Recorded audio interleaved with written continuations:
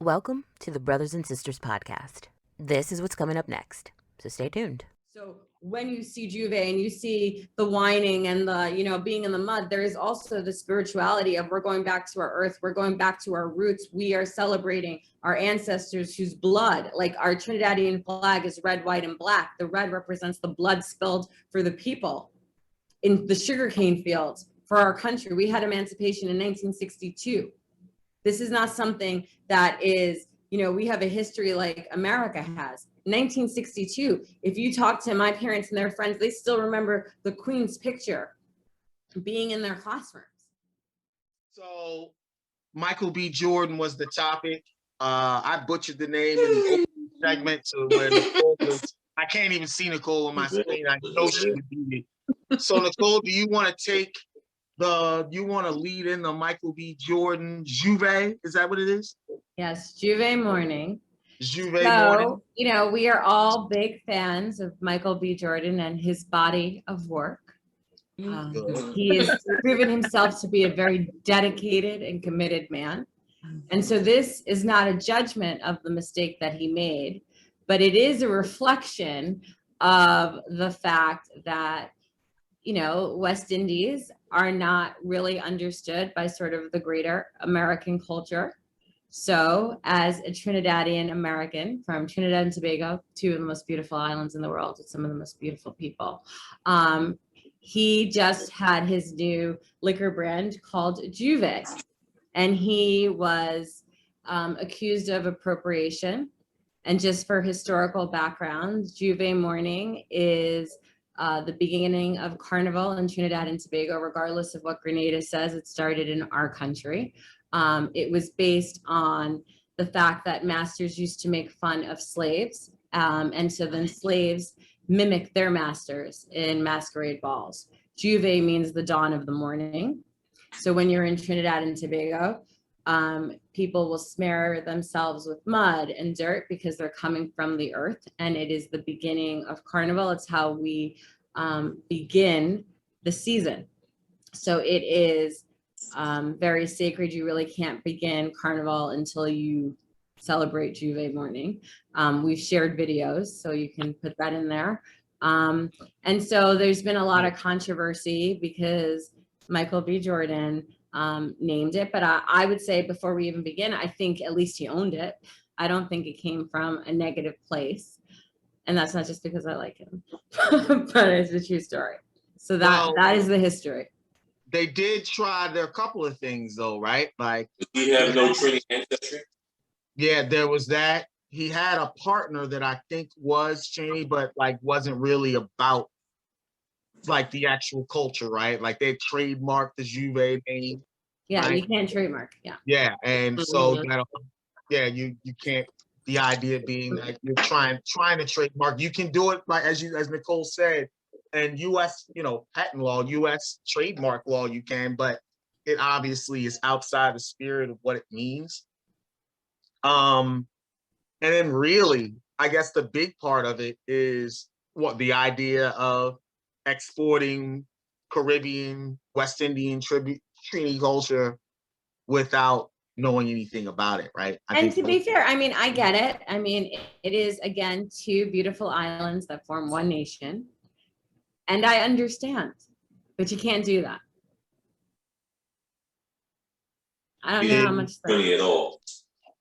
Period. He got crushed. Like he literally got crushed to the point where he, like as she said, he walked it back. Do we think about him any differently? Especially with, as I pointed before, he's got, I don't know if it's a fraught relationship, because obviously, he's a sex symbol, particularly amongst Black women. And if you have Black women behind you, you probably be all right pop culture wise. But and just reading about his background, he hasn't always the reciprocity with the love hasn't always been there when it comes to Black culture and Black women. I'm sorry? I said that might be another podcast because there are a lot of Michael B. Jordans not sharing. Are there a lot of Michael B. Jordans? I guess the question is, does he get a pass?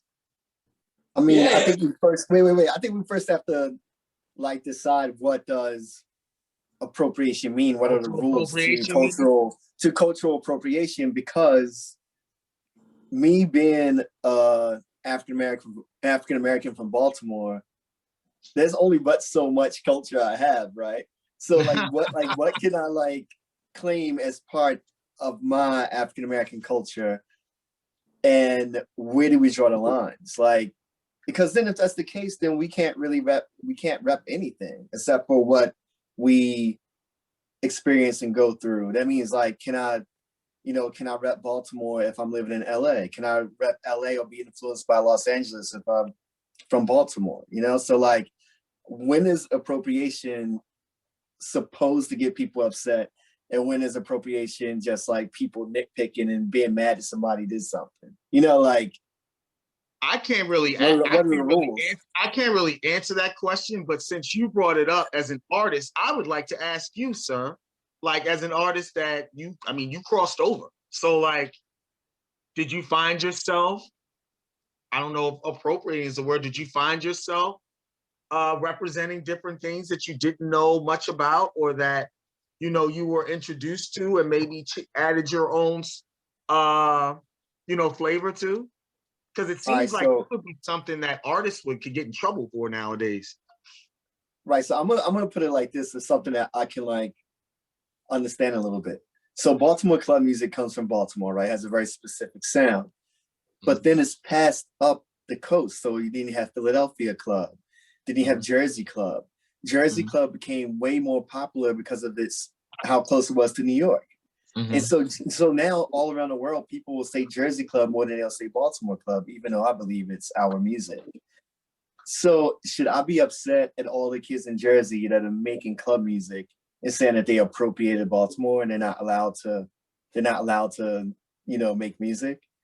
But I think we have to have rules around this, But to me, it's a case oftentimes even outside of this of appropriation versus appreciation, right? So you can appreciate Jersey Club if you know the history of how it started in Baltimore.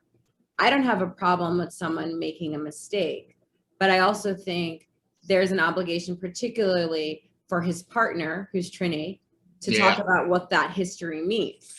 So for me, it's not that he didn't understand, because not knowing something doesn't make it your fault.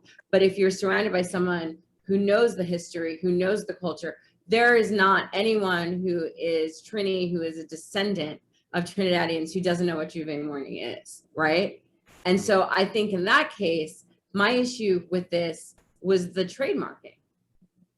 It wasn't the lack of history. And the other thing is, you were sharing about, the history of Baltimore music. I think I would just say on a personal level, as a woman who's had to straddle two very different cultures. So my whole life has been navigating what it means to be Caribbean American and what it means to be African American. And the two don't always mix. And I think oftentimes I have felt that the Caribbean side of things is really, really ignored unless we're only talking about Carnival. And the only, thing is like, oh, because everybody's wearing tight clothes and the big fans. And there's so much more to this masquerade, and there's so much more to our history. And that's what I think. I have a problem with appropriation when people don't take the time to understand what it means and why we do the things we do. Our carnival was based on the fact that we were owning our bodies again, that we were proud. You spend a year, getting ready to play mass. Like that's our history. That's our culture. You're raised to play the steel pan. And so for me, like, learn it, and then I'm not gonna have a problem with appropriation. But don't just, it's the same way I would feel like if I guess we were Indigenous or First Nations people, like, Khloe Kardashian wearing a cheap headdress because she wants to look like it's Coachella. That's appropriation. Sure. So would he have gotten a pass if he would have described it in this as being the first rum by a Black person, as we leave the shackles of the old rum companies behind, and he opened it like that? Would have changed? I think that would have been better marketing, Walter. I think it would have been better marketing. And my issue is not even Michael B. Jordan. My issue is more with his partner, because his partner knew the history. So I don't have an issue. Like, to me, MBJ, like he's the face of it. He doesn't know, but Yeah, his partner knows. Right. yeah. They shut down Or the doesn't. Label. because which leads you to believe that, maybe, as Nicole was saying, Michael B. Jordan wasn't as affiliated with it. Right. But as the face of it, he had to. Walter, that's a good point, though. If he got the heat because he made the introduction, right? And Mhm. as he's talking about it, Caribbean, Trini people are like, the hell is he talking about? Yeah. Come on with Right. 5 seconds. Someone had cornered me. I could have came with this On the stuff in 5 website. seconds. No, You but know? it's like everybody thinks that like when you're from Trinidad, everybody thinks you're Jamaican. They think we all have the same history. They do. Wow, really? They make fun of the accent all the time. Like I spend more time being like, no, we're not, and nothing against the Jamaicans. Like, it's not one monolithic group. We have a history, we have a culture. And so I think that that's part of the thing. Like I feel in this country, even though I'm acting like I wasn't born here, but I feel like in this country, you can be very proud of being like, African American, and you have this even like a deep Southern Black history, right? And yet I feel like the narrative for Caribbeans in this country is minimized, or it's like a joke, or everybody thinks we all wear dreadlocks and smoke weed all the time. And some of us do, but that's not our entire culture. Right. I want to throw another question out to you guys. Like, so there's like a lot of, young, famous like Black people making anime cartoons right now. Do you think they should be allowed to do that? And if so, what is the line between when someone is able to be influenced by something creative and when we're not allowed to be influenced by it? Because I think there's like, I want to make sure if we're talking about appropriation, it's not a double standard. And there's so much information shooting around the world. We have access to everything in every culture. And I think that the best things about each other's cultures should be spread around and shared. Yeah. So I think. So like, what do you say to that? If like with anime, I think what you're getting at, Naeem, what Nicole was talking about, particularly the minimization of West Indian, Caribbean, Trini culture, and even this whole topic, we were using the word appropriation, appreciation, but this is also within the context of America, and a lot of it is the commoditization, right? Like B. Jordan was looking to commoditize, or his people were looking to commoditize the word, the phrase, the essence, the spirit. I think Black kids doing anime, Naeem, should be fine. I hate the word allowed. You can do whatever you want to. You just got to deal with the consequences of doing whatever you want to, right? So I think that they should be allowed to, but I think gotta be kind of a head nod to, hey, like. So I'm on a different. This isn't, naturally uniquely mine. I'm making it my own, but kind of like to your club music example, you got to give a head nod to the origins. You got to give a head nod to the history, because otherwise, I don't even think they use the word anymore, but you're just posing, right? You're just like, you're just like, oh, I'm in this. It's like, do you know what this is about? And they're like, no, so it sounds like what Nicole and you are saying is that like, it's kind of cool to be influenced, but then a line is drawn once you trademark it, or once you're about to make a lot of money out of it. So basically, so appropriation has to be directly tied and linked to capital gains. And that's America, right? That's America. I think with anime, and I could be wrong, but just from my perspective, it seems more like appreciation. It seems like there is like appreciation between Asian culture and Black culture in a lot of instances. Like Wu-Tang Clan is a thing. They're inspired by Asian culture. Asian people love Wu-Tang Clan. Like I think sometimes between different. Can what? Can the original man? Bye, Sean. Bye. But no, just with those types of things, I feel like if there's a mutual appreciation between cultures and both cultures are okay with it, like I haven't spoken to anyone who is Japanese who Like they had Like I haven't heard anyone's opinion there was on. beef with the Long Beach Crips, and they was saying those Asian Crips, and they was nigga. She should have heard them. I don't know, but I know when it comes to anime, I mean, I would be interested to hear the opinions of people who are Japanese, but at this point, I haven't heard any. But from my perspective, it seems like it would be okay. But if it's not okay with them, then they get to make the final decision because it's their culture. So we talking like Boondocks and Neo and shit like that? Yeah, it's different. Boondocks is like anime inspired, but it's not. But what about like, what do you guys think about? Because I feel like when I'm hearing the conversation, you're talking about anime, then I think about, you know, Halloween and Halloween costumes and like blackface, or when the kids are like Moana, like, are they allowed to wear that? That's a different culture. It's a costume.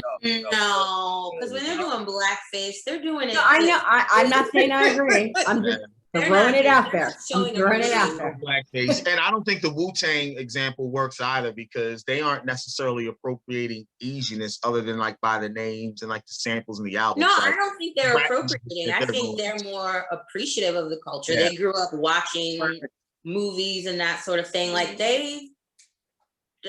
for my perspective, it seems like Wu-Tang is more of a level of appreciation. Not appropriation. And they're not making light of another culture. They're not making fun of another culture. They seem to really legitimately love it. So Michael B. Jordan, what you think was making fun of Juve and was not? Definitely wasn't. I think he had good intentions and just didn't execute things ideally. I just got slapped the shit out of the business for it.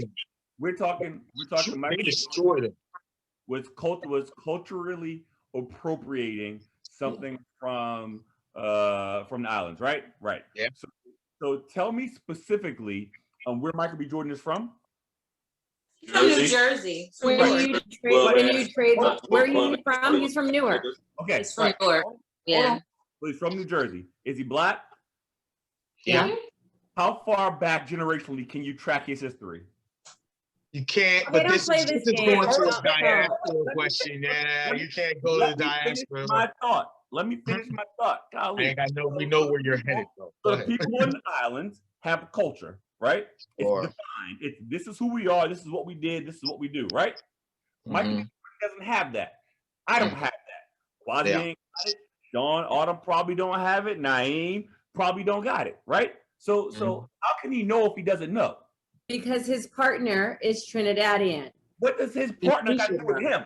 His partner is his business partner. So when you partner with someone in business and you look through names, you check through patents and names and history. Come on. And it could have been one of those situations where, you know, Michael was just doing his partner a solid. Like, it's gonna sell better if you're the guy. I can't buy that. People can't go in on the partner because they don't know that guy. So they go in on the first person who's right there. From the culture. If his partner is from the culture and he says, you know what, this makes sense. This is how we should do it. Michael B. Jordan says, cool. You from there? You say it's cool? Let's ride with it. So now, instead, the problem I got is the partner ain't standing up and saying, yo. That's the problem.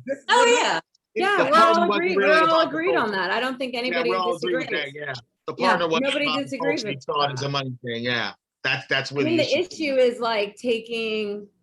But he didn't take. I don't even know, like the most American holiday, and being like, I'm going to trademark that. Period. And then once you go the capitalist route and commoditize a cultural thing, that's the issue with Halloween, right? Halloween's a commercial holiday. Like you can't. Halloween involves money, right? Whether you're buying costumes, whether you're buying candy, the commercials that involve with it. Once you try to monetize that and you don't pay proper homage to whatever you're doing, like if Khloe Kardashian, from using that example, wants to wear a Native American headdress and talk about why she was inspired by what particular headdress it was, from which tribe and like their history, I don't think there's any issue with that. But if she's just like, oh, look at me in my sexy headdress, like buy my products, like that's something completely different. Yeah, culture is not a costume. Yeah, it's not. You can't wear someone's culture as a costume. I'm also thinking about Naeem's Baltimore to Philadelphia to New Jersey, like club music example.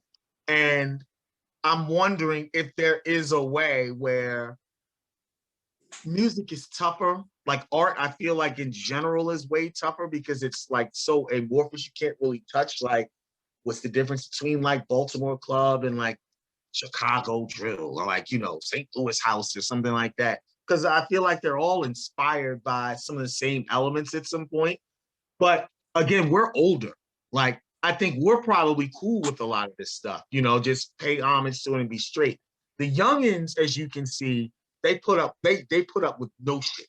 Like if they feel like it's a wrong, then you can be Michael B. Jordan and be fine and have Black women have your back. And once you cross this line, though, like you saw, like they changed the name. They like he didn't even like they even go back to like, okay, we want to explain this is what it's about. We want to give, money or time or even influence to carnival celebrations. He just changed the name. Nobody wants to hear that. People want to hear what they want to hear, and what they want to hear is we're not doing it. We were wrong. Yeah. So, Well, yeah. What did it cost the people? What's the cost? As far as changing the name? Yeah, changing. What did it cost the people who were affected by the name of this particular alcohol? Who was affected and what cost did they pay? How did it hurt them? I think it would be as far as what how they unveiled the name or whatever, and how it had nothing to do with the culture. Right. How did it hurt them? I think it's a matter of appreciation, right? We were talking about a Black. I think it's it's our history, culture, right? It's our history. It's based on our emancipation from slavery, right? It also has spiritual background. Like there's like a spirituality to it. So I don't know how you can necessarily quantify the cost of that, but that's I'd make the argument like in a way, like Juve is similar to sort of, the freedom of Juneteenth, the freedom to like no longer be slaves, and you could mimic the masters now, and you were owning your spirit. And also Trinidad and Tobago, we are two islands of multiculturals. Like we're a multicultural society, and we also come from like the indigenous peoples of our islands, the Africans, the East Indians who've come together. Our East Indians came, they were indentured servants. We take the history of all of those and we blend that into a chutney that makes our country. So when you see Juve and you see the whining and the, being in the mud, there is also the spirituality of we're going back to our earth. We're going back to our roots. We are celebrating our ancestors whose blood, like our Trinidadian flag is red, white, and black. The red represents the blood spilled for the people in the sugarcane fields for our country. We had emancipation in 1962. This is not something that is, we have a history like America has. 1962, if you talk to my parents and their friends, they still remember the Queen's picture being in their classrooms. So for us, Carnival is not just a celebration, it is an honor of our ancestors. So what did we lose? What's more than an alcohol? You took who our spirit, our history, our blood, and you made it like a drink. And so no, I won't be okay with that. And no, it will never be okay. And he will apologize for that. And I'm glad he has, because to Trinidadians, to even the Grenadians, like this is us. Right. This is what defines us this is one of the things that defines us as a people. I think there's also, that was very well said. And I think there's also a special kind of pain or special kind of hurt when we expect this from white people, right? Because they're kind of clueless on the culture. It's another thing when, it's another thing when it's a Black person who's talking about Black culture, even though it's not African American. We're all Black, especially talking about an aspect of the culture they don't know, and trying to capitalize on it. That's how it looked, at least. If you'll remember when we were all in college. In fact, remember when everybody was sea walking? Yes. And people are like, they're like, what the hell are you guys doing? Like this isn't something that you just do at a party in college or whatever. Like this is real stuff. And then like a lot of people didn't realize it's like, oh wow, like there's a whole history and meaning on this behind like, oh, this is a nice, easy dance I can do that's fun. So I think that's on a less serious level, but it's the same kind of like, I know what this is about. I know the history behind it, and I'm not a part of it. So I'm either not going to speak on it, or if I am a part of it, I'm going to be like, hey, don't do that shit, man. You don't know what that means. Mm-hmm. I mean, it sounds like this is more of an issue of capitalism Yeah. than it is about, disrespecting people's cultures or not knowing the history.